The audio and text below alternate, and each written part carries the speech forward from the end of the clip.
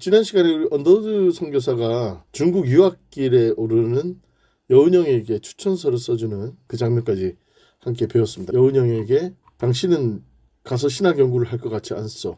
이렇게 걱정 반, 체념 반 그런 말을 합니다. 근데 그거는 자신의 양자였던 김규식도 언더우드 입장에서 통제가 안 됐던 것 같아요. 김규식도 중국으로 와서 여운형과 손잡고 이제 독립운동을 함께 전개했기 때문에 언더우드 입장에서는 이들이 조금 독립운동을 하다가 험한 꼴을 당할까봐 걱정했던 것이 아닌가 뭐 그렇게 추정이 됩니다. 자, 그래서 이제 드디어 여운형은 청혼의 꿈을 갖고 중국 난징으로 유학을 갑니다. 이게 바로 여운형이 유학할 당시에 난징 대학이 아니죠.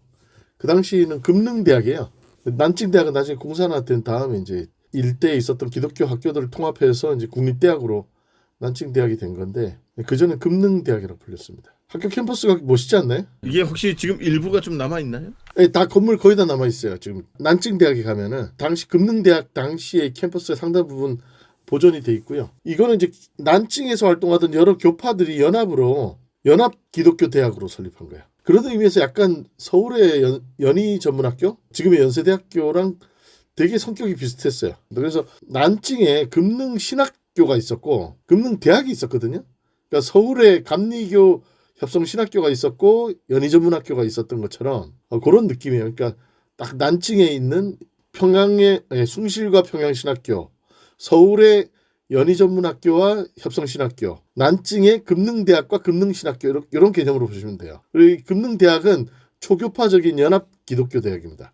근데 이제 뭐 신학 공부한다고 추천서를 받아가지고 갔는데 여운형은 자신의 자서전에서 이렇게 그 얘기합니다. 삼천리에다가 쓴 건데 금능대학 학제는 그 학교 소정의 모든 학과를 다 마쳐야 졸업장을 주었다. 심지어 신학 같은 학과도 마쳐야 했다. 그렇지만 나는 그때 생각이 졸업증서를 받는 것이 목적이 아니었으므로 그저 입학은 영문과에 하고 영문학과 철학에 힘써 공부했다. 여기도 한마디로 좀 신학 과목 일부를 필수 과목이 있었던 것 같아. 그걸 이수해야만 졸업장을 주는데 그래서 제가 금능대학 학풍을 쭉 보니까 여러 교파가 연합으로 설립했기 때문에 학생들에게 어떤 교파주의를 강요하진 않는다. 하지만 학생들이 요구하면 그 어떤 교파의 신학도 가르친다. 뭐 그렇게 풍이 조성돼 있었다고 확인이 됐습니다. 그래서 신학 교육도 분명히 했다. 그런 의미에서 정병준 박사가 최근에 쓴 김규식과 그의 시대에 보면은 여운형은 신학 공부엔 아예 뜻이 없었다. 왜냐하면 금능신학교가 있었는데 금능대학에 간 걸 보면 그는 비자를 받을 때 신학 연구라고 쓴 거는 구라다. 뭐 이렇게 정병준 교수가 써놨더라고요.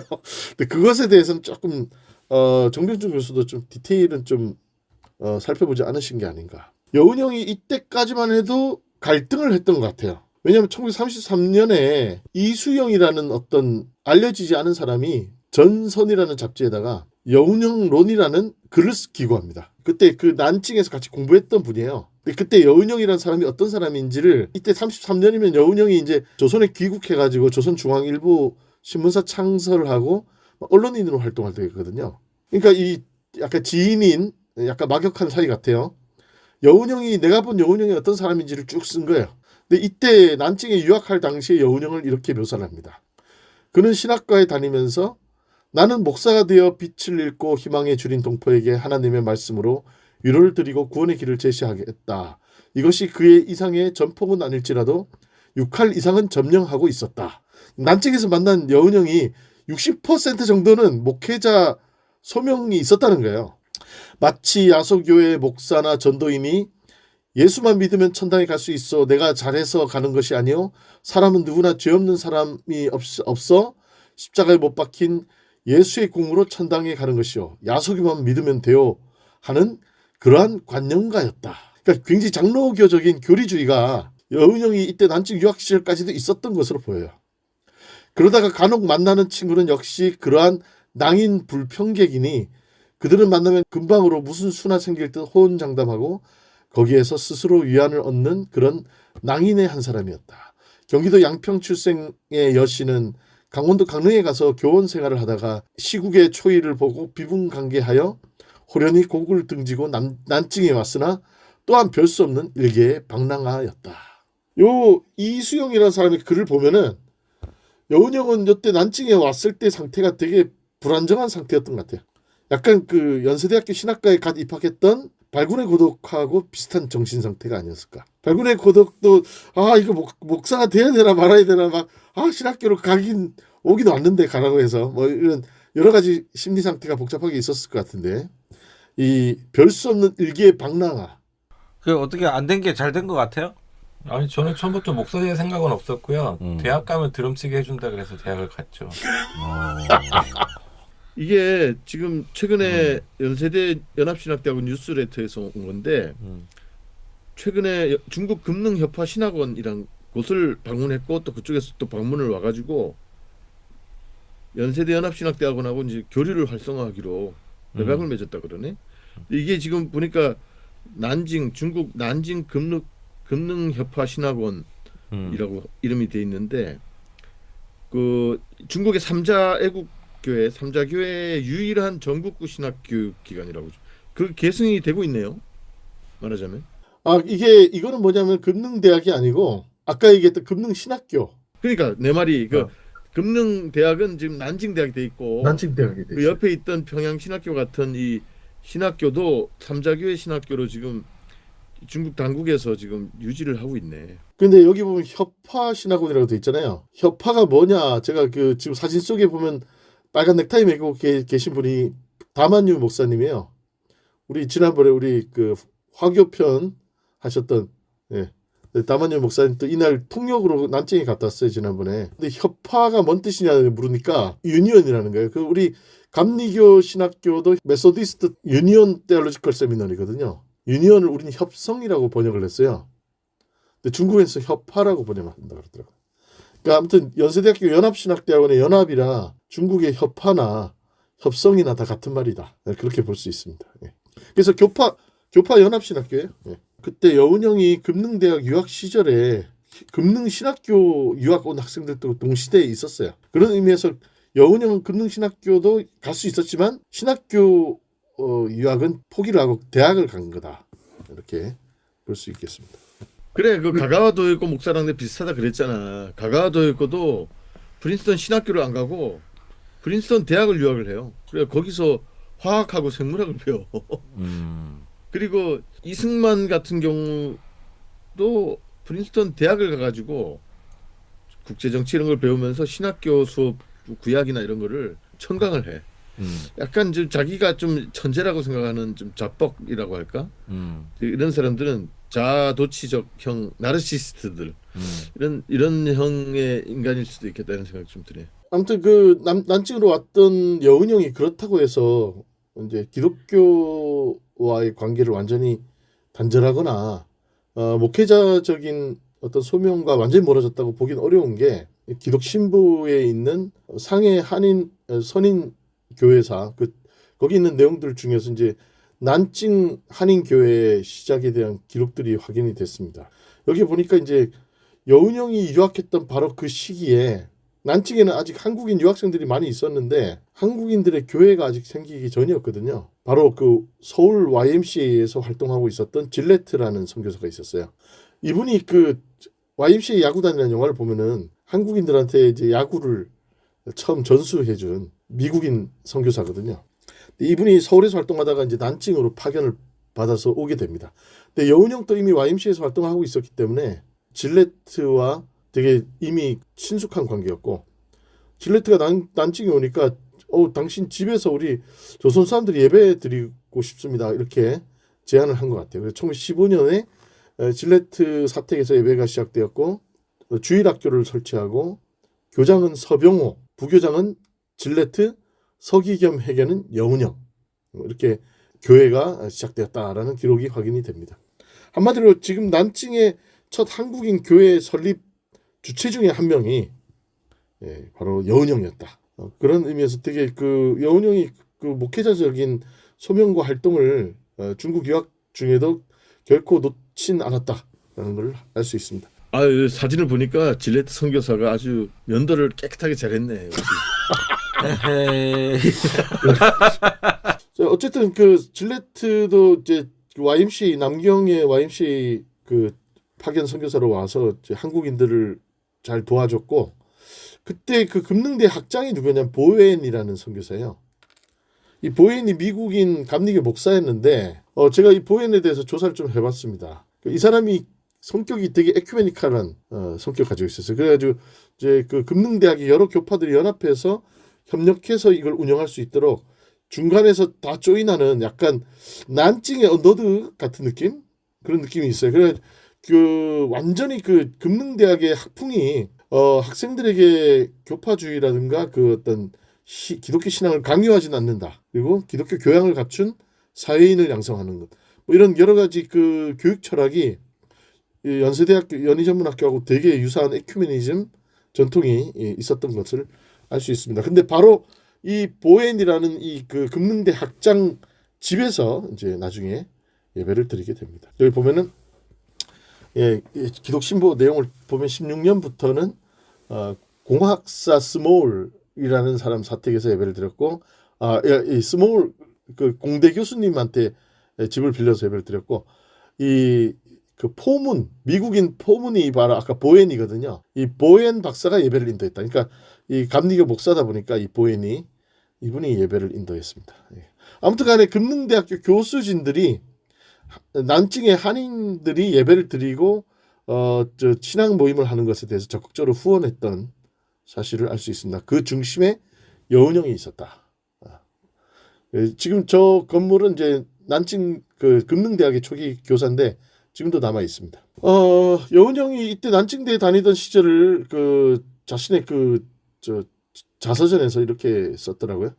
내가 금능대 다니던 28살, 29살, 30살의 3년간은 가장 유쾌한 시일이었으니 이렇게 이 나라 청년들과 어울려 노는 한편 주야로 필사적으로 공부를 했다. 그래서 그렇게 어렵게 여겼던 영어와 중국어를 자유롭게 말할 수 있게 되었다. 그렇지만 3년이 지나서도 나는 졸업증을 받지 못했다.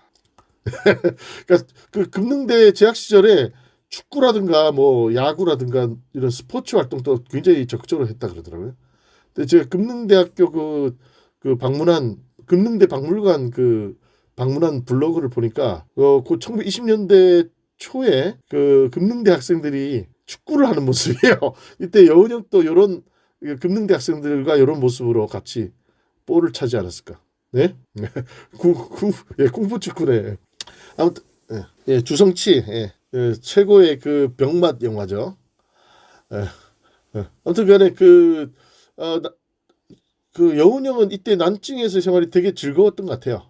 그리고 열심히 놀고 열심히 공부하고 그렇지만 졸업은 못하고. 커리큘럼상의 공부를 하는 스타일이 아니고 자기가 그냥 관심 있는 거에 몰두하는 스타일이었던 것 같아. 여운형 특유의 친화력과 그 연설 능력이 있었기 때문에 아마 가서도 되게 인싸가 됐을 것 같아요.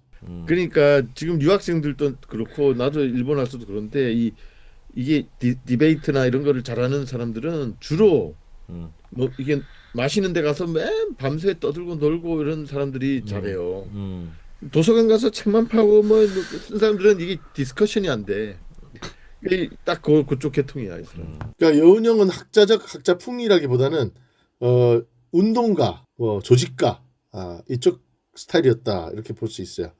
그래서 그 실제로 난징 대학 학생들이 이제 항일 운동 같은 것들이 일어났을 때도 여운형도 같이 가담을 해서 그런 정치 운동도 같이 했다. 그러니까 한번 운동권 학생, 그러니까 실제 스포츠 운동권이기도 했고, 약간 그 항일 운동의 그 중심에서도 같이 협력했던 그런 기록들을 확인할 수 있었습니다.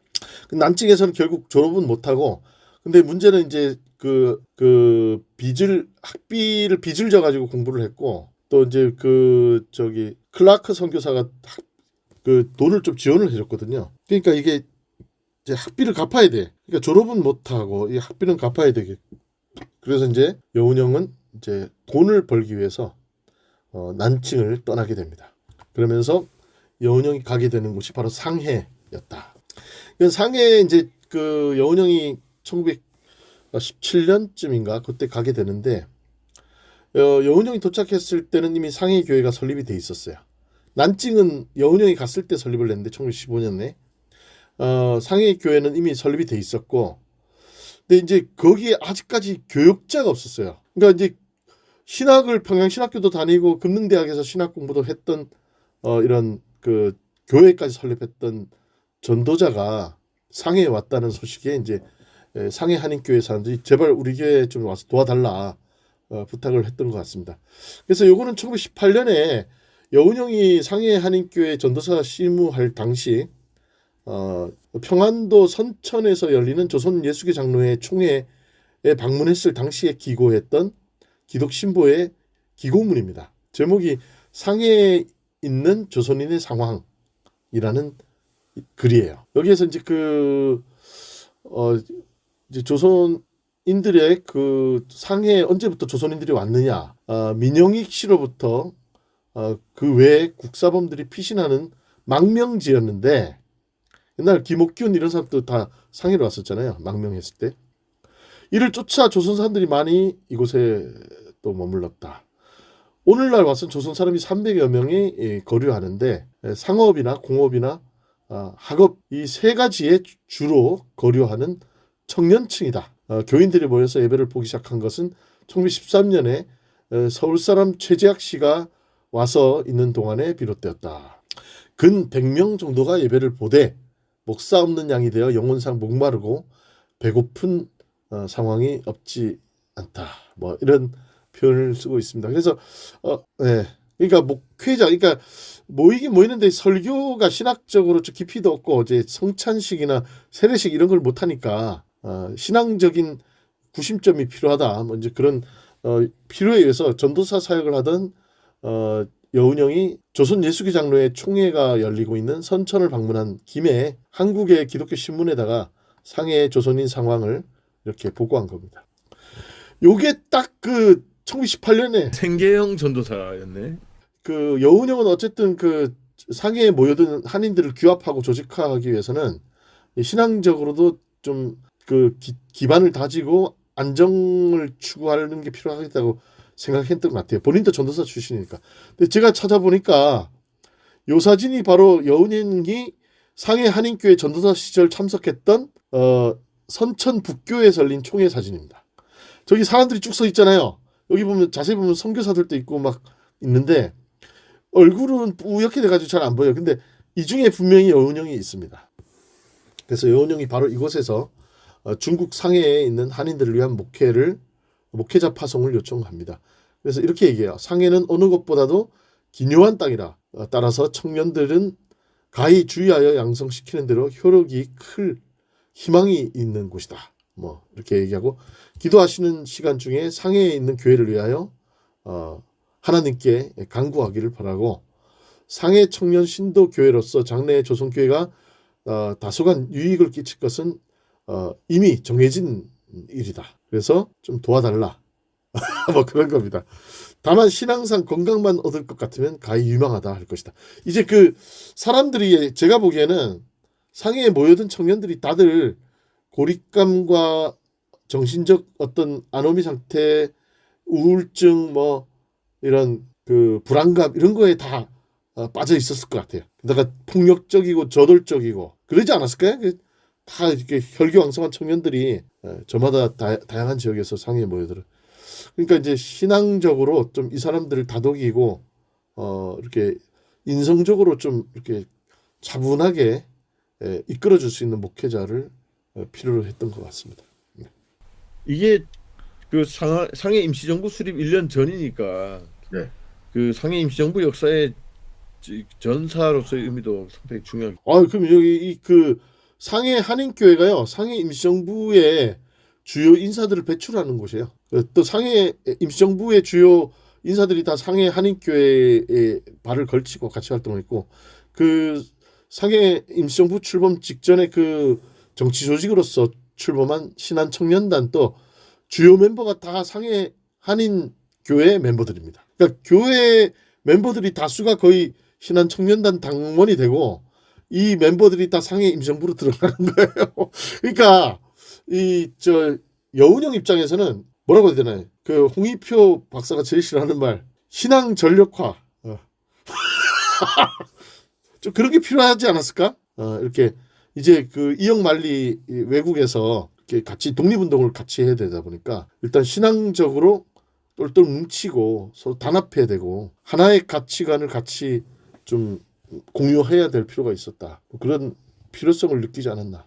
대한민국 이제 역사의 이제 효시를 준비하는 인큐베이터 3파역 역할을 미리 가서 전도자 여운형이 하고 있었다. 이렇게 좀 네. 평가를 할 수. 여운형이 기독교인으로서 되게 그 특성이 뭐냐면 당시 상해 임시정부 만들 때 황족들 있잖아요. 대한제국 황실 쪽 사람들은 우리 임시정부에서 우대하자 뭐 이런 주장을 하는 사람들이 있었어요. 그리고 뭐 조선이란 이름을 대한이란 이름을 쓰는 거 그것도 솔직히 여운형은 반대를 했습니다. 왜냐하면 이거는 제국의 이름인데 우리는 이제 민이 주인된 나라를 세우려고 하는데 왜 대한이라는 이름을 가져오냐. 여운형 그런 입장이었고 그리고 그 황족 사람들 황실족 사람들을 임시정부에서 우대해주는 그런 정책을 펴는 거에 대해서도 여운형이 가장 반대를 합니다. 그러니까 여운형은 기독교인인과 동시에 철저한 민주주의자였어요. 그래가지고 상해 임시정부가 철저한 민주적 체제와 질서 안에서 시작되고 운영되기를 바랬다. 이제 그래서 약간 여운형은 약간 그 상해 임시정부 중심에 못 들어가고 약간 사이드에 밀린 듯한 느낌도 살짝 있습니다. 그래서 이제 여기 조선 예수계 장로의 총회 회의록에 봐도 이때 여운형이 보고한 보고 내용이 확인이 됩니다. 그래서 우리 조선 사람이 상해로 들어가기 시작하여 지금은 320여 명이 되고 신자 및 몇 사람이 청년회 방을 빌려 예배하다가 그 후 선우혁 씨와 교제 내가 들어가서 인도하는 중 7, 80명이 모여 예배하고 그리고 피치 목사가 사랑으로 도와주고 설교를 하여 주는데 목자 없는 양과 같은 우리 교우가 본인을 대표로 보내어 출가한 딸이 본가에 와서 달라는 것 같이 간절히 청원하오니 사랑으로 돌봐 주옵소서. 이게 여운형 씨의 보고 내용이에요.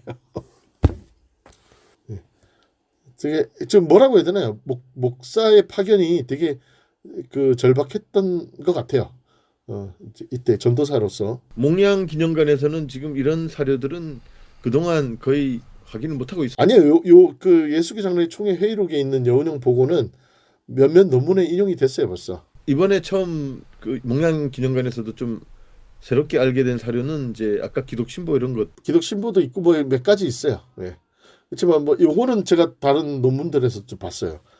장로의 총회 회의록은 이제 널리 이제 읽혀져서 아무튼 여운형이 이랬던 적이 있는데 아까 제가 왜 이걸 보여줬냐면 여운형이 이때 한국에 와서 기독신보에 쓸 때는 1913년에 이 상해 한인교회가 설립됐다고 쓰고 있거든요. 근데 1922년에 기독신보에서 연재됐던 상해 한인교회사의 내용입니다. 상해 한인교회사 1922년 진술에 의하면은 1914년에 교회가 설립됐다라는 기록을 하고 있습니다. 그래서 약간의 연도의 오차는 있어요. 근데 여기 이제 1922년도에 상해 한인교회사 역사에는 보다도 당시 교회가 설립되는 과정이 면밀하게 상세하게 소개되어 있는데 여기 보면은 1914년에 그 락우드라는 미국인이 조선인들을 이제 좀 배려해서 매 수요일 밤마다 청년회 사무실에 모이게 해서 영문 사경회를 인도하니 이렇게 나와요. 그러니까 청년회라는 YMCA 회관입니다. 이 YMCA에서 조선인들을 모아다가 영어로 일단 집회를 인도했다. 그리고 1914년 그 겨울에 이제 주일 예배를 드리기 시작했는데 이때 주일 예배에서 처음으로 우호 한인 예배회라는 이름이 정해집니다. 우호가 뭐냐면은 상해의 다른 이름이에요. 상해를 우리 LA를 나성이라고 부르듯이 뭐 이제 조선인들이 상해를 우호라고 불렀다고 합니다. 그래서 우호 한인 예배가 공조계는 뭐냐면은 상해에 있는 이렇게 각국 조계지가 있거든요. 조계지란 거는 외국이 땅을 임대를 해서 그 자기네 그 조차지라고도 하고 조계지라고도 하는데 그 조계지 그 공조계지라는 거는 아마 각국이 공동으로 빌려서 쓰는 곳이 공조계지 같아요. 바로 이 공조계지 서화덕로 미국 항해 청년회관 이렇게 써 있는데 요게 미 해군 YMCA입니다. 여기서 방 하나를 임대하여 일요일마다 예배를 드리기 시작했다. 이게 상해 선인교회사에 나오는 상해 선인교회의 그 첫 시작의 얘기입니다. 여운형이 아직 그 난징으로 유학하기도 전에 교회가 이렇게 설립됐다. 근데 바로 이 위치를 제가 구글링하면서 조사를 해보니까 미 해군 YMCA에서 간행한 상하이 지도가 있는 거예요. 그래가지고 이 1930년에 간행된 그 네이비 YMCA라고 보이죠? 요 화살표 여기가 바로 그 첫 상해 한인교회 예배 처소입니다. 요 위치가 이제 이렇게 표시가 돼 있는데 이게 상해 그 미군 YMCA에서 제작한 지도다 보니까 자기네 YMCA 해관 지도를 표시를 딱 해놓은 거예요. 근데 여기 1938년도에 또 하나가 더 있더라고요. 그래서 이것도 지도를 발견했는데 이게 PDF 파일로 크게 다 있어요. 전체 상하이 지도. 제가 그 확대해서 한 건데 같은 위치입니다. 같은 위치에 38년도에 또 이렇게 여기가 한국인이 상해에서 처음 예배드린 장소입니다. 그래서 조사를 해보니까 이 처음 1915년부터 첫 예배를 드렸던 이 상하이 미 해군 YMCA 빌딩이 지금도 남아 있어요. 네. 지금 오른쪽에 있는 팜플렛 있잖아요. 이 팜플렛이 이렇게 접혀 있는 건데 이걸 쫙 펼치면 큰 지도가 됩니다. 바로 이 상하이에 있는 이 미 해군 YMCA 빌딩에서 한 1년 정도를 예배를 드리다가 너무 협소한데 이제 이때 막 한국인들이 자꾸 몰려오니까 안 되겠다 해서 이 미 해군 YMCA에서 어디로 옮기냐면 중국인 YMCA로 옮깁니다. 중국인 YMCA가 어디냐 제가 또 이제 찾아보니까 바로 여기입니다. 여기 보면은 이제 상하이 차이니스 YMCA 빌딩이라 써 있잖아요. 요게 이제 여기까지 1910년대 20년대까지 여기를 쓰다가 1930년대가 되면 엄청 큰 빌딩을 짓고 이전을 해요. 제가 다 조사를 해봤는데. 그러니까 이게 지금 요 중국 YMCA 요 건물에서 여운형이 여기서 전도사 사역을 시작합니다. 네. 그래서 이제 이 그 상해 선인교회사 1922년 7월 5일자 기사를 보면은 1915년 중국 네. YMCA 건물은 지금 남아 있나요? 이 건물이 지금 남아 있는지는 제가 모르겠어요. 왜냐하면 이 중국 YMCA가 이걸 팔아버리고 1930년대에 엄청 크게 짓거든요. 지금 그건 남아 있어요.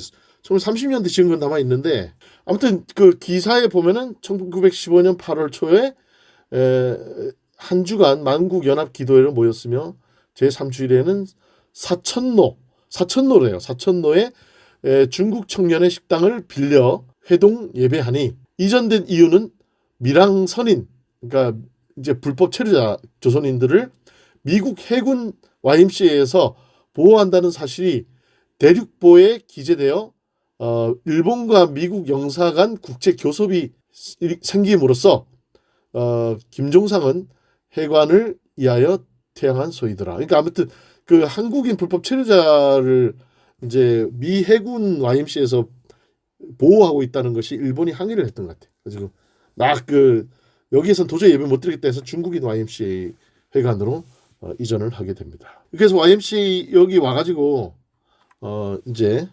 여운형이 여기서부터 이 공간에서 전도사 사역을 하게 되었다. 지금 대한민국 임시정부 역사의 하나의 배경사로서의 의미가 있기 때문에 예, 되게 중요한 장소예요. 아까 해군 YMCA나 혹은 중국 YMCA 이런 이것도 남아 있으면 좀 이제 상해 임정 건물만 가지 말고 이런 것도 쭉 풀로 다니면 좋겠다는 생각이 드네요. 예, 저도 나중에 상해를 제가 가보게 되면은 여기 아까 말씀드린 그 미 해군 YMCA와 중국인 YMCA 요 장소는 한번 저도 가보고 싶네요. 예. 그리고 나서 이제 여운형이 이곳에 와서 이제 1917년부터 전도사가 됩니다.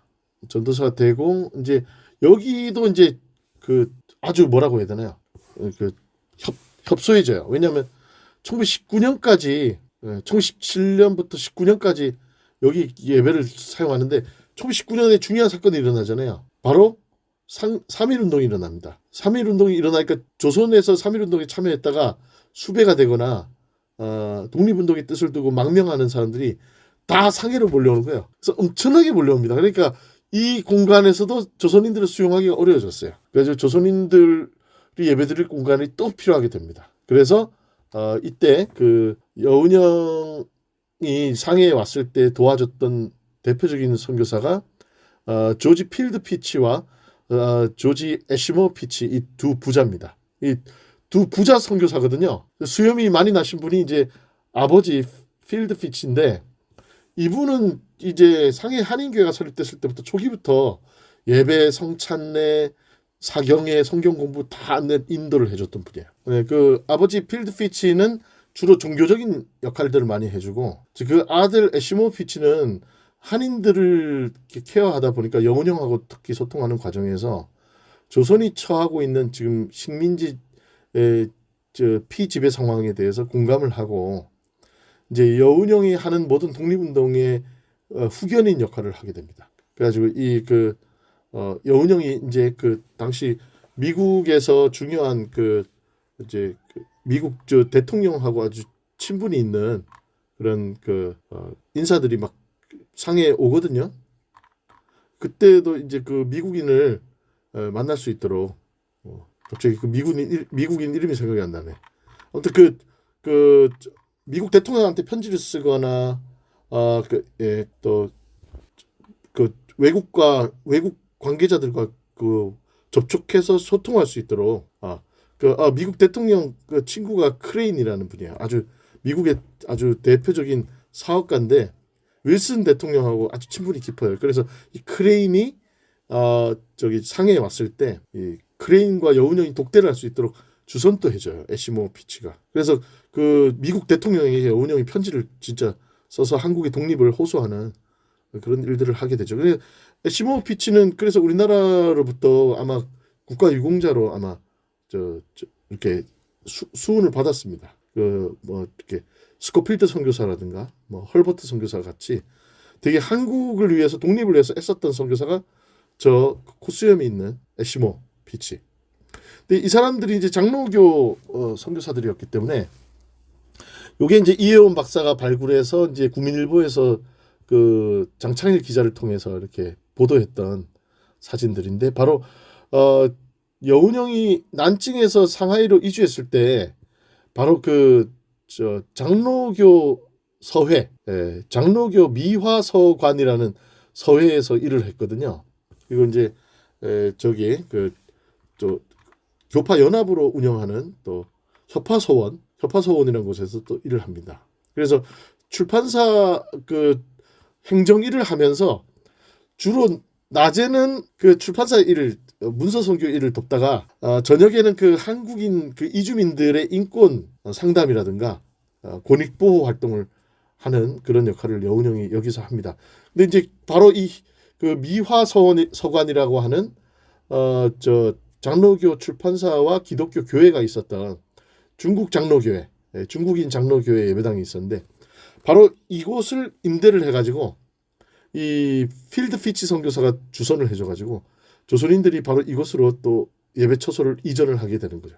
그러니까 미화서관은 장로교 문서 선교 기관이고 협파서관이라고 또 그거는 이제 기독교 CLS처럼 우리나라 서예처럼 연합 서관이 또 있어요. 거기서도 일하고 아무튼 여운형이 여기서 이제 일을 하면서 인맥을 넓히면서 이 장소를 결국은 얻어냅니다. 장창일 기자님께 좀 정보를 드려서 앞에 그 두 장소도 좀 보충 보도를 한번 하셔야겠는데. 근데 나중에 기회가 되면 그래서 장창일 기자가 이혜원 박사랑 같이 중국 갔을 때 취재한 기사가 있잖아요.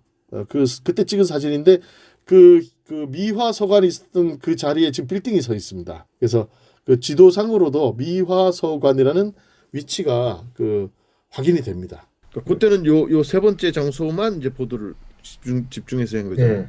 그러니까 요때가 3.1운동 직후에 이제 조선인들이 옮겨간 예배 처소이기 때문에 여기도 중요한 독립운동에 중요한 아주 구심점 역할을 했던 장소인 건 분명합니다. 그렇지만 그 앞에 두 예배 처소가 또 있었다. 아무튼 여운형은 이렇게 여기까지 이전하는데 중요한 역할을 하면서 교인들을 돌보았습니다. 그래서 이제 여기 보면은 이전할 당시의 기사네요.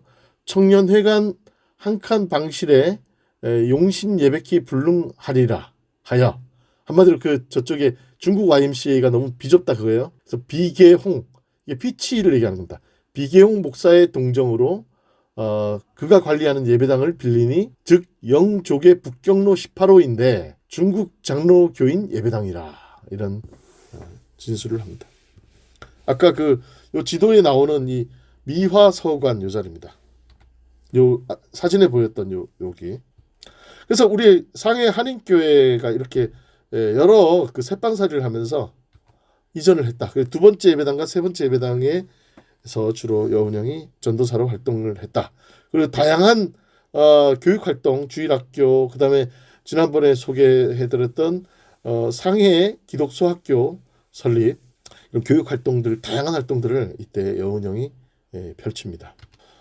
근데 이제 여운형이 그럼 전도사로서의 정체성이 언제 종료가 되느냐? 근데 미국인 크레인, 아까 얘기했던 윌슨 대통령의 아주 측근인 이 크레인이 상해를 방문한다고 하니까 그 에시모 피치가 중계를 해가지고 만나게 하거든요. 그래서 한국의 독립을 이제 요청하는데 요때 여운형 등이 크레인을 방문하고 평화회 대표할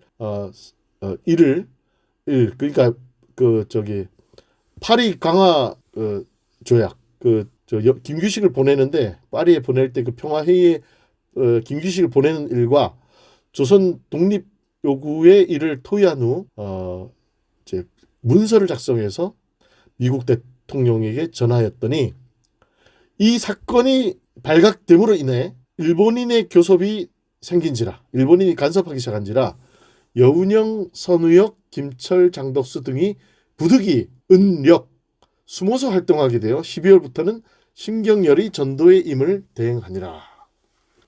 한마디로 1918년 이제 블랙으로 이제 전환되는 거지 이게. 이제 그 공개적인 활동을 하기 어려졌어요. 크레인을 만나고 나서 크레인에게 문서를 전달하기 직전에 크레인과 만나고 다음날 신한청년당을 창당합니다. 그 신한청년당의 당수인가 그 자격으로 문서를 작성해서 크레인에게 전달해요. 그러니까 이때부터 이제 공개적인 공식적 독립운동이 시작되었다. 그리고 이 일이 일제에 발각되어서 일제에 수사가 들어오고 하니까 이때부터는 부득이 상해 한인교회 핵심 멤버들이 은신 활동을 하게 됐다. 이런 기사가 나옵니다. 그러니까 여운형은 이제 결국은 1918년 크레인과의 만남 이후부터 전도사직을 불가피하게 종료하게 되었고 하지만 그 이후에도 계속적으로 상해 한인교회를 기반으로 독립운동을 펼칩니다. 그래서 상해 한인교회 기사들을 보면 1920년에 상해 한인교회 교인 대표로 이름을 올리고 있는 걸 볼 수 있어요. 그러니까 이제 전도사직은 종료했지만 지속적으로 교회를 기반으로 독립운동을 펼쳤다라는 것은 알 수 있습니다. 요거는 이제 그 상해 임시정부 출범 직후에 여운형이 찍은 사진인데 대한적십자의 제1기 간호사 양성 기념 사진이에요. 여기 보면 맨 오른쪽에 적십자 그 완장을 차고 있는 사람이 여운형입니다. 그리고 이제 그 뒷줄 왼쪽에서 두 번째 머리가 좀 짧으신 분 있죠. 저분이 바로 그 3.1 만세운동 민족대표 33인 중에 한 분이었던 김병조 목사입니다. 김병조는 3.1 만세운동 당시에 평양 지역에서 만세운동을 주도했어요. 그래서 태화관에서의 만세 독립선언식에는 불참을 했는데 평안도 지역에서 만세운동을 주도하다가 상해로 망명을 합니다. 근데 이 김병조는 여운형보다 2년 후에 평양신학교를 입학한 여운형의 평양신학교 후배였어요. 근데 여운형보다 나이는 많았습니다. 그리고 여운형은 평양신학교 2년 중퇴를 했는데 김병조는 4년을 수료를 하고 목사 안수를 받습니다. 목사 안수를 받은 상태에서 3.1 만세운동을 주도하다가 이제 상해로 망명했기 때문에 이제 비로소 장로교 목사 안수를 받은 사람이 상해에 온 거예요. 그래서 이제 상해 한인교회에서 쌍수를 들고 환영하면서 김병조 목사, 특히 우리 3.1 민족대표 33인 중에 한 분이니까 명분도 좋잖아요. 민족대표 목사님을 모시게 돼서 이제 상해 한인교회는 김병조의 부임으로부터 비로소 이제 목사가 목회를 하게 되는데 문제는 뭐냐면은 공식적인 목사는 아니었어요. 목사 안수 받긴 했지만 비공식적인 목사였다.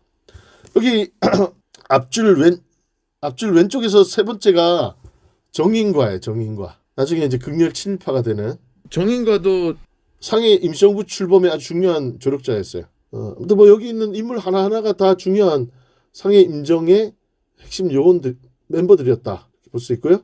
한마디로 우리 지금 최근에 무리를 일으켰던 그 까만 사람들 말고 좀 하얀 사람들 데려와라 그 말했던 대한적십자사 총재 그 인간도 기독교인이던 장로던데 아무튼 그 대한적십자사가 시작은 상해에서 했다.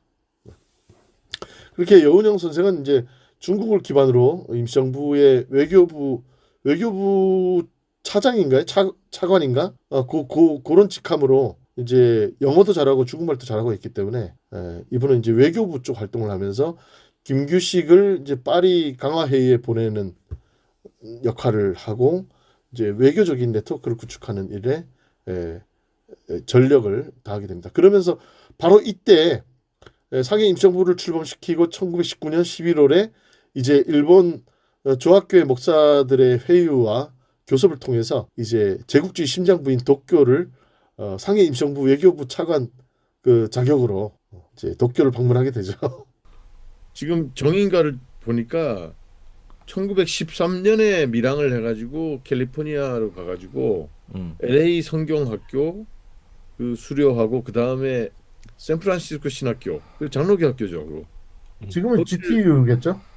거기에 샌프란시스코 신학교 퍼시픽 신학교가 감리교고 샌프란시스코 학교 다니다가 3.1운동 소식 듣고 이제 중간에 그만두고 온 상태. 그러니까 LA에 있는 성경학교 예과 같은 수준을 하나 수료하고 신학교를 다녔어. 샌프란시스코 신학교를. 그러니까 아무튼 전도사 활동을 할 수 있는 자격으로 상해에 와 있는 거예요. 아니 근데 요즘에도 내가 전도사 하면 자기 마음대로 그냥 하는데 그 당시에 뭐 전도사라고 자격증이 필요했겠느냐 이런 생각도 드는데요. 그냥 공식적으로 안 하려고 저런 게 아니냐. 전도사의 직책을 내려놓으려고. 여운형은 이때부터는 이제 전도사 지금 그러니까 아니 그 말 안 하고 활동만 안 해도 되는데 왜 굳이 저런 선언을 하느냐 이 말이지. 안 하겠다고 말을 한 건 아니고 1922년에 상해 한인교회 역사를 연재를 하거든요. 기독신보에다가. 그때 그 역사를 정리하는 사람이 이렇게 쓴 거예요. 예. 요건 1922년의 기사니까. 자기가 봐도 이때부터 안 했다는 거잖아. 예. 이때부터 부득이 전도사를 못해서 심경열에게 전도의 임을 대행하니라 이렇게 써놨죠.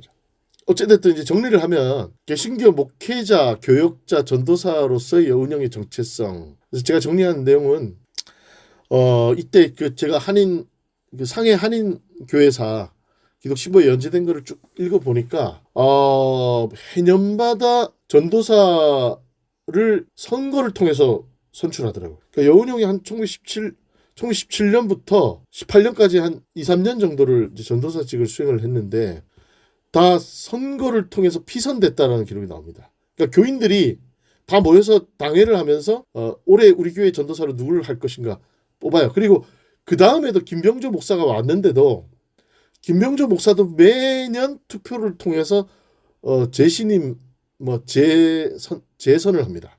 그래가지고 이 1920년대 후반이 돼서 결국 처음으로 한국에서 목회사가 파송이 되는데 그 전까지는 교인들이 자치적으로 토론과 투표를 통해서 자신들의 리더십을 되게 투명하고 공식적으로 민주적 절차를 통해서 선출하는 과정을 제가 기사를 통해서 확인했습니다. 그러니까 여운형은 승동교에서부터 백정 양반들이 같이 다니는 이 교회를 전도사를 했잖아요. 그러니까 이 신분의 차이를 극복하고 아주 수평적인 민주적 장로교 의회 시스템을 습득한 사람 같아요.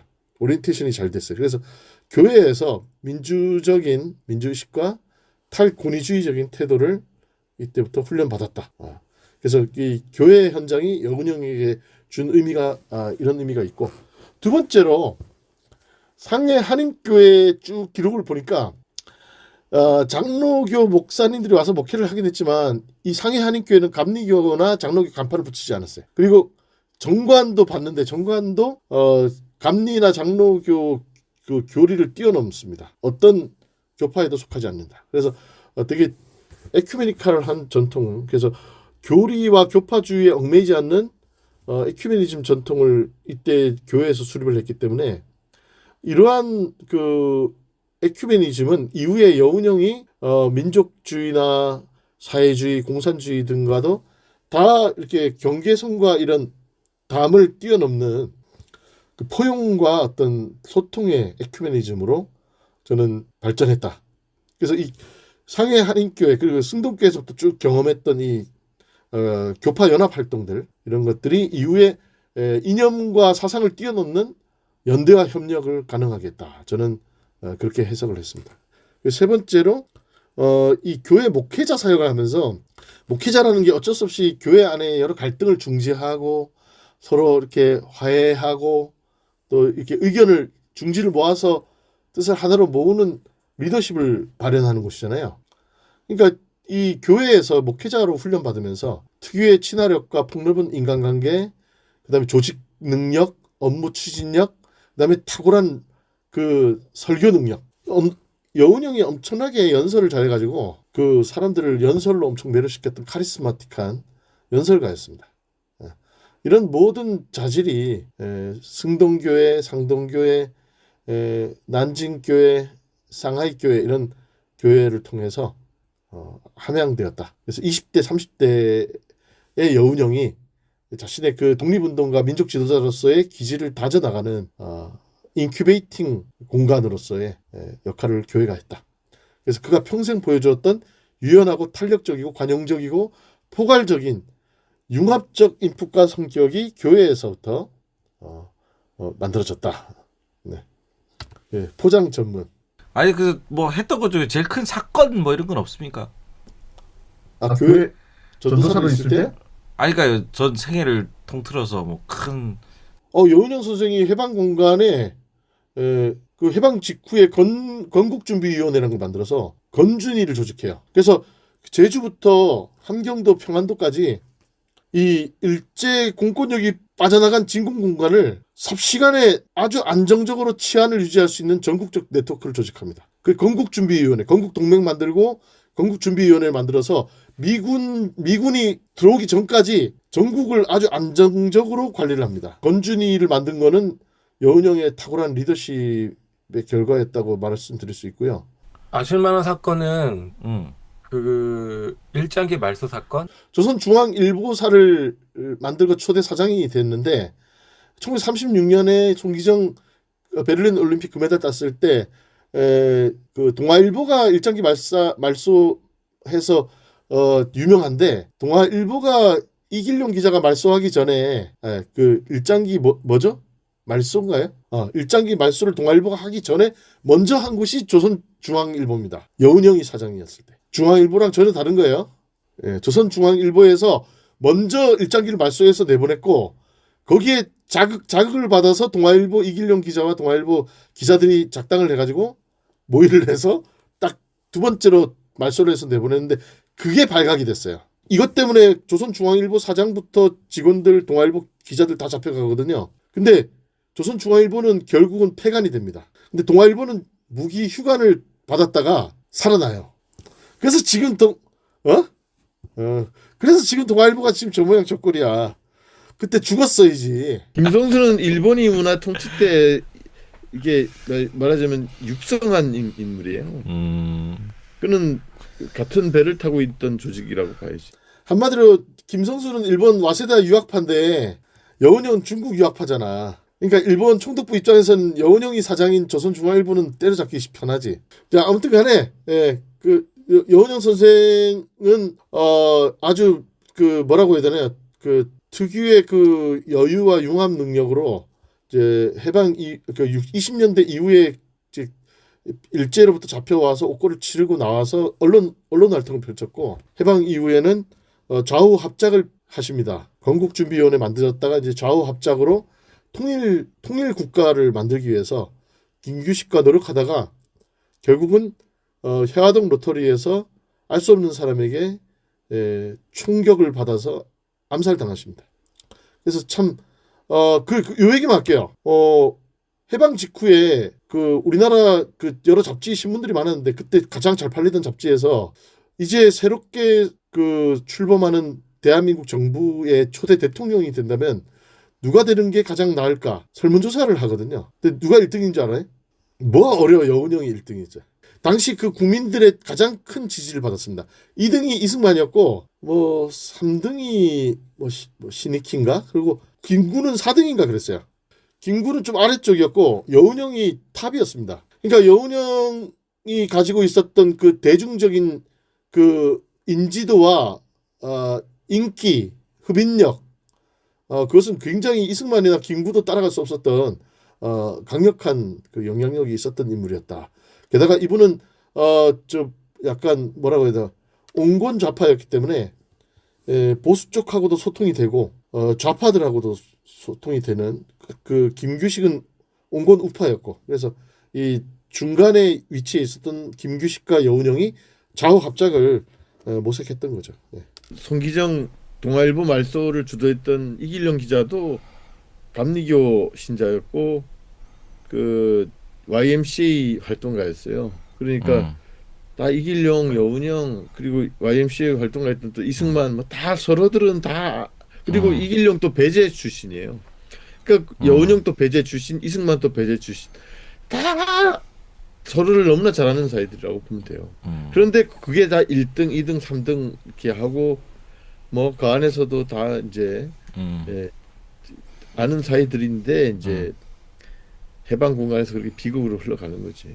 그래서 지난번 여운형 심포지엄에서는 이제 광주대학교 한규무 교수님, 우리 한국기독교역사연구소 소장님이신데 그분은 이제 1930년대 중반 이후부터는 여운형에게서 기독교인으로서의 정체성이 발견되지 않는다. 그래서 그는 기독교인이라고 보기 어렵다. 이렇게 굉장히 실증적인 엄정한 역사학자로서의 입장을 표명했는데 저는 좀 연구해본 입장에서는 복류 현상이라는 말이 떠올랐습니다. 이게 뭐냐면은 그 태백에 검룡소라고 있거든요. 그 한강의 발원지인데 이게 샘물에서 물이 흘러가지고 한강이 여기서부터 시작이 돼요. 근데 이게 검룡소가 쭉 내려가다가 그 자갈과 돌이 많은 어떤 특정 지역을 만나거든요. 그러면 갑자기 이 냇물이 없어집니다. 그래서 땅속으로 싹 사라져버려요. 그러다가 저 아래 한참 밑에서 다시 냇물이 시작되거든요.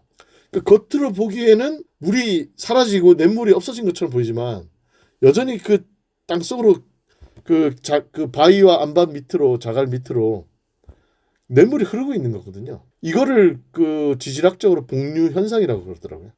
복류천이라고 합니다. 그래서 이게 뭐냐면은 산에서 내려오던 물이 갑자기 안 보이다가 갑자기 또 나타나는 요 현상, 이걸 복류 현상, 복류천이라고 그러는데 저는 여운정 선생이 바로 이 그 기독교적 정체성이 갑자기 안 보이는 때가 나타나거든요. 그것이 바로 여운정 선생이 기독교를 버린 게 아니고 기독교적 정체성이 저 아래 내면으로 그 베이스 기초를 깔고 드러나 보이지 않을 뿐이지 여전히 기독교적 가치관과 사고는 흐르고 있다. 저는 그렇게 해석을 했습니다. 예. 그래서 1919년에 제국호텔, 도쿄 제국호텔에서 여운형이 했던 연설의 내용을 보면은 나는 열렬한 기독신자로 기독교는 세계의 담을 쌓으라고 가르치지 않는다. 모든 사람에게 평화와 복리를 주라는 신의 명령에 따라 세계의 모든 것에 유쾌한 천지를 개척할 임무와 책임을 갖고 일체의 것으로부터 자유롭지 않으면 안 된다. 신이 창조한 자유와 평등이란 균등해야 하며 조선인이므로 행복하고 일본인이므로 불행하다는 논리는 없을 것이다. 이렇게 해서 그 뭐라고 해야 되나 전 인류의 그 형제됨과 그 그리스도 안의 하나됨 뭐 이런 그 기독교적인 언어들을 구사합니다.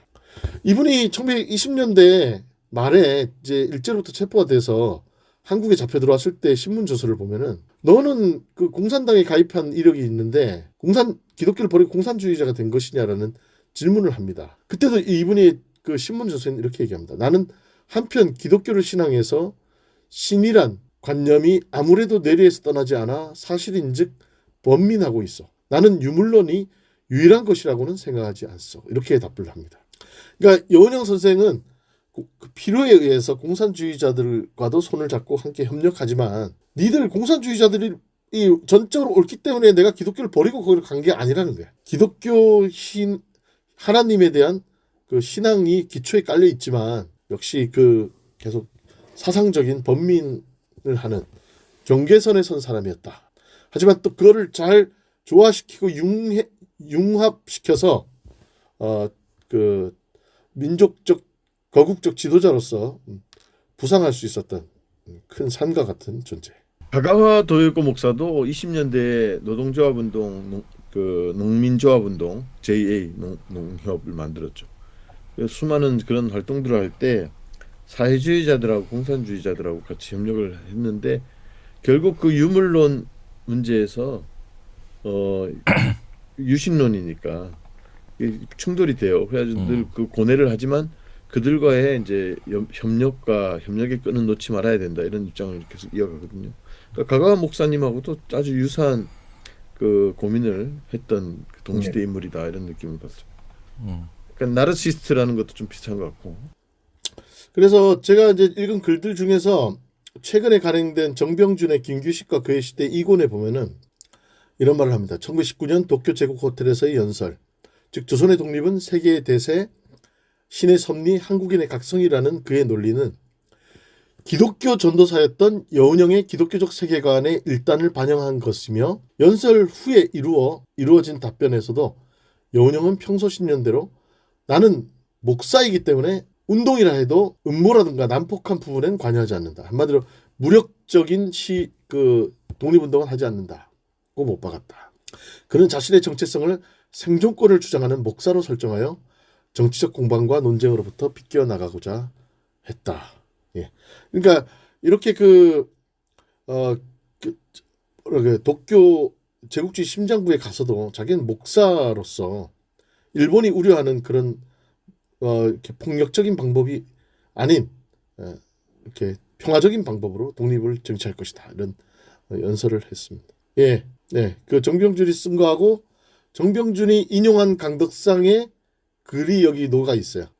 요 글 텍스트 자체는 정병준의 김규식과 그의 시대에 나오는 대목입니다. 그러니까 지금 강덕상 선생은 목사로서의 교역자로서의 여운형을 상당히 강덕상 선생은 강조했는데 그거를 정병준 선생도 상당히 수긍하면서 인용한 거네. 네, 동의한 거예요. 예. 그래서 여운형은 이때 상해 임시정부 출범 이후에 독립운동을 하는 과정에서도 자신의 정체성을 교역자와 전도사의 정체성을 심지어 일본에 가서 자기가 목사다라고 말씀하십니다. 그래서 이러한 물론 이제 제도권 목회에서 벗어났지만 여전히 그가 하는 모든 활동은 이때 기독교적 기초 위에서 축적된 그의 자질이 많은 이들에게 영향을 미쳤고 민족사에 반영된 게 아닌가. 마지막 사진으로 이거를 골랐는데 이게 해방 직전인가 직후인지 모르겠는데 1945년에 몽양의 고향인 그 신원을 방문한 제자들입니다. 그 제자들의 중간에 모자 쓰고 있는 사람이 바로 일가 김용기 장로예요. 우리 김용기 장로 편 지난번에도 배웠는데 이 김용기 장로가 해방되기 전까지 가장 자주 찾아뵙고 배움을 가르침을 청했던 스승이 여운형이었다. 그리고 그 해방 직후에 여운형의 사상을 자신의 실천적 그 사회활동으로 녹여낸 것이 바로 김용기의 농촌운동과 가난농군 학교였다. 그런 의미에서 여운형 선생의 영향력은 이제 뭐라고 해야 되나요? 교파나 종교를 뛰어넘어서 범민족적인 그런 포괄성, 초월성을 가졌다. 그렇게 말씀드릴 수 있겠습니다. 요거는 제가 지난 11년 전에 몽양기념관에서 열렸던 사진전을 방문해서 찍은 사진입니다.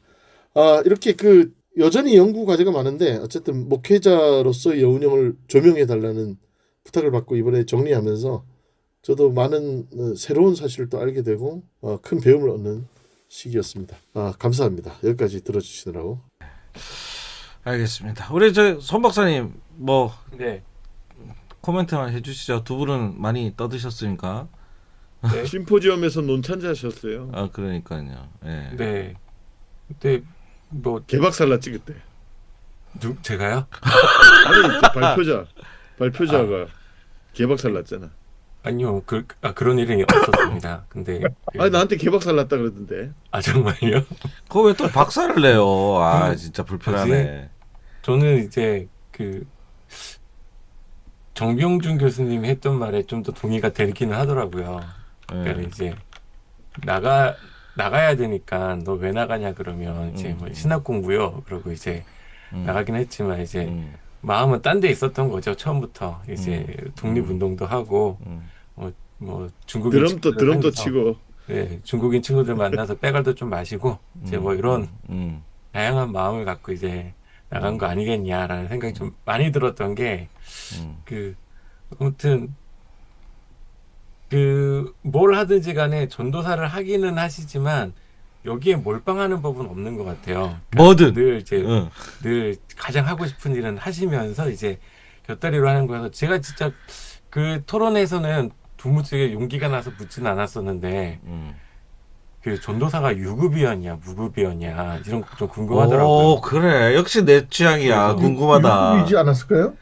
그래서 100명 이제 교인이 100명 정도 되는데. 네, 그 아니, 생활비를 벌면서 이제 그러니까 기독 신보에 아, 내가 그 그래. 좀 같이 읽을 때 도와주면서 같이 읽었었는데 음. 사례가 계속 반복적으로 언급돼요. 사례 문제가.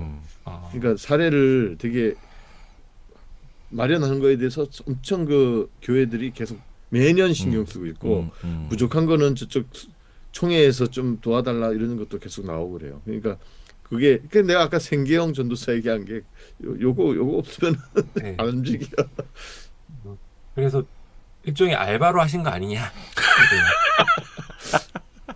아니 뭐 그 저 사회운동 우리 요즘 감리교회도 이제 사회 그 에큐메니칼 사회운동 하면서 교회 사역도 같이 하는 네. 그 후배들 있잖아요. 네, 네, 많죠. 그런 친구들 보면은 마음은 솔직히 말해서 전도나 뭐 신앙 지도 뭐 상담 이런 데보다는 사회 현장에 가 있잖아요. 그런 친구들. 그렇다고 그 사람들이 전도사가 아닌 게 아니잖아요. 그렇죠. 네. 그러니까 그런 맥락에서 보면은 보다 그 에큐메니칼 사회 선교에 관심 있는 전도사 뭐 그런 성격으로 보면 이해가 되지 않을까. 그러다가 이제 정치판으로 좀 많이 경도된 케이스. 왜냐하면 그 시대가 너무 절박하고 조국의 독립이 가장 최우선적 과제였고 교회도 거기에 대해서 동의하는 분위기였을 거고. 그러니까 이 지금 또 얘기 안 할 수 없는데 양평 출신 최재형 목사야말로 영원한 후예야. 그 사람 이름만 목사지 통일운동 가요. 지금 이 과거 정권을 무너뜨린 정치인이라고 봐야지. 야, 그러니까 이 여운형의 계보를 그렇게 이어간다고 느껴지. 샤넬백 목사님 아니 디올백. 디올이에요? 아, 네. 이제 그 제가- 최재형 목사가 여운형을 어떻게 인식하는지 되게 궁금해졌어. 그래서 왜냐면 자기 동네 그 어르신인데 그분이 전태일 평전도 썼잖아. 그러면 전태일 실록. 그러니까 전태일 그거는 실록을 어떤 썼어요. 교회사적 감각도 있고 관점도 있고 관심이 있는 분이거든. 그분. 그래서 그 자기 고향의 어르신인 여운형을 지금 그렇게 또 미국 국적을 취득한 재미 이 통일운동가예요. 그래서 북한에 맨날 들락날락하는 게 미국인이라 그래. 그런 면에서 되게 자유인인데 그 여운형하고 그런 면에서 캐릭터가 겹치는 부분들이 있다니까. 그리고 지금 막 또 한국에 며칠 전에 들어왔는데 이제 맨날 체포를 각오하고 들락거리잖아. 검찰의 표적이 돼서 네. 체포를 각오하고 도쿄에 갔던 여운형하고도 비슷하고. 알겠습니다. 죄송합니다. 네. 아무튼 그 저 여운형 논문이나 평전 뭐 여러 저술들을 보면 네. 기독교인으로서 여운형 혹은 교육자로서의 여운형에 대한 그 서술은 되게 뭐라 파편적이야. 파편적이었는데 어쨌든 저도 이번에 좀 그래도 막 쌍끌이로 긁어가지고 박박 긁어가지고 어찌어찌 하여 이렇게 정리를 해본 거예요. 그러니까 저도 되게 새로운 점 많이 알게 돼서 여운형의 기독교적 베이스를 너무 그 간과했거나 축소해서 이해했던 사람들한테는 조금 음. 그래도 시각에 조정이 되는 그런 계기가 되면 어떨까. 그럼에도 일반 역사학계에서는 별로 여운형의 기독교적 어떤 정체성을 크게 인정하고 싶어 하진 않을 수도 있어요. 네. 하지만 저는 그렇게 봅니다. 그때 아무튼 저는 생각해보면 뭐 이 사람이 기독교인이냐 아니냐는 전혀 관심의 대상이 아니다. 뭐 내가 이 사람을 뭐지 여운형이라고 하는 민족운동가를 존경하느냐 존경하지 않느냐에 전혀 영향을 미치지 않는다. 뭐 이런 얘기도 나오고 했었잖아요. 네. 네. 사실 우리한테는 되게 중요한 문제일 수 있는데 그 기독교인이 아닌 분들에게는 뭐 이래도 되고 저래도 되고 뭐 이것저것 다 끌어와 가지고 세상을 만들었겠지 이제 이 정도로 그냥 이해하고 넘어가면 되는 문제인 것 같기도 하고 뭐 그렇습니다. 그러니까 그 컴퓨터 소프트웨어 같은 거 보면은 어떤 그 프로그램이 깔려 있는데 이제 업데이트를 하시겠습니까? 이러면 업데이트를 하는 거 아니에요. 그럼 그 전에 깔려 있던 게 새로운 업그레이드 프로그램으로 덮어쓰기가 되면서 이제 전혀 그 전에 거는 없어지는 거 아니에요. 그렇지만 그렇다고 해서 그 전에 프로그램이 없어지는 건 아니잖아요. 업데이트가 돼도 계속 그 기존의 그 메커니즘은 작동하고 있지만 거기에 새로운 어떤 기능이라든가 어떤 그 개선점들이 장착되고 그게 덮어쓰기가 돼서 겉으로는 이제 새로운 프로그램이 깔린 것처럼 보이겠지. 그렇지만 윈도우 같은 것도 그렇고 막 그런 거 아니에요? 한글 파일 쓸 때도. 그럼 기독교가 이제 여러 업데이트 과정에서 이렇게 덮어쓰기가 되면서 좀 안 보이는 게 아닌가. 그렇다고 해서 기독교적 메커니즘이 망실되거나 폐기됐다? 그건 제가 동의가 잘 안 되는 거예요. 소프트웨어 개념을 봤을 때. 저는 뭐 뭐, 소프트웨어 당연히 그럴 것 같긴 개념보다도 한데 어쨌든 여운형은 자기가 기독교인이라는 이야기랑 그 자신의 신앙에 대한 이야기들을 이렇게 상세하게 설명하지는 않았던 것 같아요. 1930년대 중반 이후로는 거의 얘기를 안 해요. 네.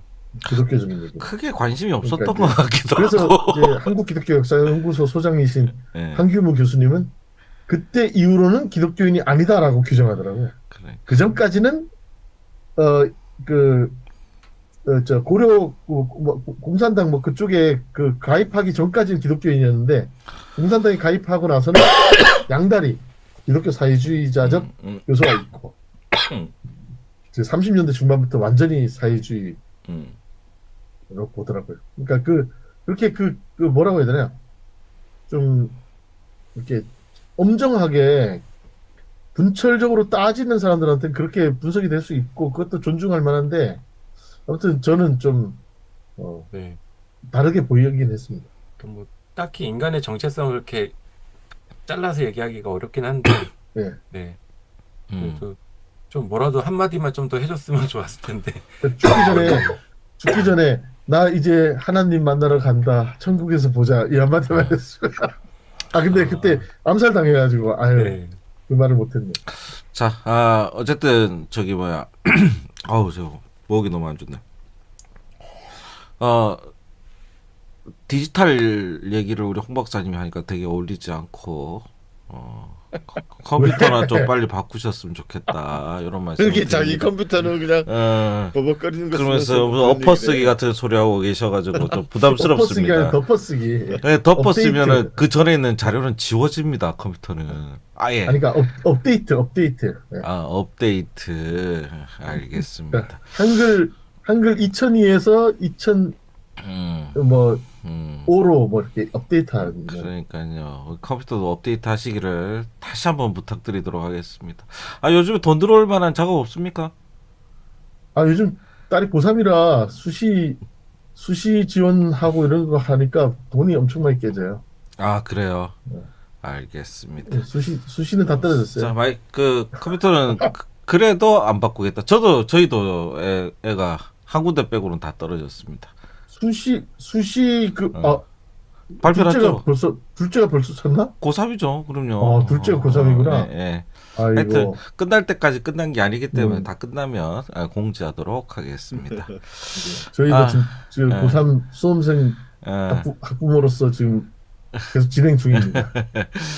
자, 지금 예. 그 아까 뭐 양평 뭐 우스갯소리로 얘기했고 최재형 목사도 얘기했고 그런데 약간 좀 문득 드는 생각은 그 최재형 목사가 공부한 신학교가 어디냐면 안양대학교 신학과거든요. 그리고 네. 나서 이제 미국으로 갔는데 네. 그 학교 전신이 뭐냐면 대한신학교야. 대한신 대신 학. 근데 거기 대한신학교 출신으로 지금 제일 유명한 사람이 누구냐면 네. 전강훈이야. 전강훈. 어. 전강훈이 최재형 목사보다 한 6살 많은데 대한신학교 졸업하고 그러니까 선후배야. 근데 그 같은 그런 신학교 안에서 이 지금 양극단에서 지금 대립하는 목사가 지금 나와 있는 거예요. 이게 너무 아까도 내가 배제 뭐 이런 거 얘기했지만 이승만 또 있는가 하면 여운형이도 있고 별의별 인간들이 다 서로 지금 그런 해방 공간의 그 혼란스럽던 상황이 그런 인물과 학교 출신 이런 걸 봐도 다 거기서 거긴데 이렇게 양극단으로 서로 죽이는 이런 아비규환이 이어지고 있는데 또 이 안양대학교가 지금 어떻게 돼 있냐. 작년에 국민일보 기사 보면은 대순진리에 넘어갔어 또 이 학교가. 이 에큐메니칼. 그러니까 이 신정교가 얼마나 이게 그 말하자면 신천지 지금 대통령이 오죽하면 지금 뭐 해산 이런 거 얘기하잖아요. 통일교, 신천지, 대순진리가 또 그 두 인물을 배출한 학교를 지금 먹었다니까. 우일학원이라고.